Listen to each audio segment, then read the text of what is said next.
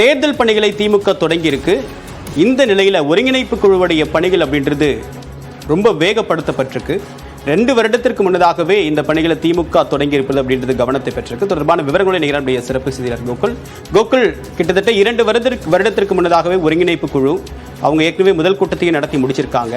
அடுத்ததாக ஒருங்கிணைப்பு குழுவுடைய பயணம் எதை நோக்கி இருக்கிறது? அவங்களுடைய அடுத்த கட்ட செயல்பாடு என்னவாக இருக்கு?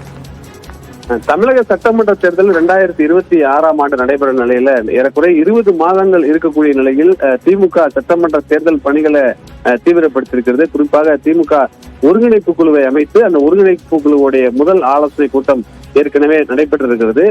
தற்பொழுது ஒருங்கிணைப்பு குழு ஏற்கனவே 234 சட்டமன்ற தொகுதிகளிலும் தேர்தல் பொறுப்பாளராக இருந்த, அதாவது நாடாளுமன்ற தேர்தலில் வெற்றிக்கு காரணமாக இருந்த 234 தேர்தல் பொறுப்பாளர்களையும் அழைத்து இந்த ஒருங்கிணைப்பு குழு பாராட்டி ஒரு விருந்தையும் வைத்திருக்கிறார்கள்.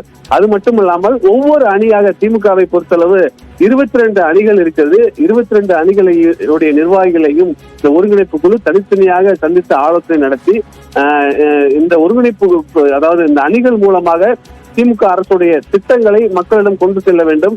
இந்த அணிகள், ஒவ்வொரு அணிகளுடைய நிர்வாகிகளும் தொண்டர்களும் அதற்கான பணிகளை ஆற்ற வேண்டும் என்ற ஒரு ஆலோசனை வழங்க இருக்கிறாங்க. அதே போல இந்த ஒருங்கிணைப்பு குழு மாவட்டந்தோறும் சென்று நேரடியாக சென்று கட்சி நிர்வாகிகளை சந்தித்து தேர்தல் பணிகளுக்கான ஒரு ஆலோசனை நடத்த இருக்காங்க. அவர்களிடம் கருத்துக்களை கேட்டு மாவட்டங்களை பிரிப்பது, மாவட்டத்தில் இருக்கக்கூடிய நிர்வாகிகளை சந்தித்து மாவட்டத்தில் இருக்கக்கூடிய பிரச்சனைகளை, கட்சி பிரச்சனைகளை களைவது, அதே நேரத்தில் திமுக அரசுடைய திட்டங்களை மக்களிடம் கொண்டு செல்வது உள்ளிட்ட முக்கியமான ஆலோசனைகளை செய்ய இருக்கிறாங்க. அதே போல கட்சியில் மறுசீரமைப்பு பணிகளை இந்த ஒருங்கிணைப்பு குழு செய்ய இருக்கிறது. கட்சியில் இருக்கக்கூடிய ஏற்கனவே நாடாளுமன்ற தேர்தலின் போது திமுக தலைவர் ஒரு எச்சரிக்கை விடுத்திருந்தார். அதாவது தேர்தல் பணிகளை சரிவர செய்யாத நிர்வாகிகளை நிச்சயமாக அவர்கள் மீது உரிய நடவடிக்கை எடுப்பேன் என்ற ஒரு எச்சரிக்கை விடுத்திருந்தார். அந்த அடிப்படையில் இந்த ஒருங்கிணைப்பு குழு நாடாளுமன்ற தேர்தலில் பணிகள் எவ்வளவு வாக்கு சதவீதம் எந்தெந்த பகுதியில் பெற்றது என்ற பல்வேறு விவரங்களை திரட்டி கட்சியில் மறுசீரமைப்பு செய்வது, நிர்வாகிகளை மாற்றுவது உள்ளிட்ட பல முக்கியமான முடிவுகளை இந்த ஒருங்கிணைப்பு குழு எடுக்க இருப்பதாக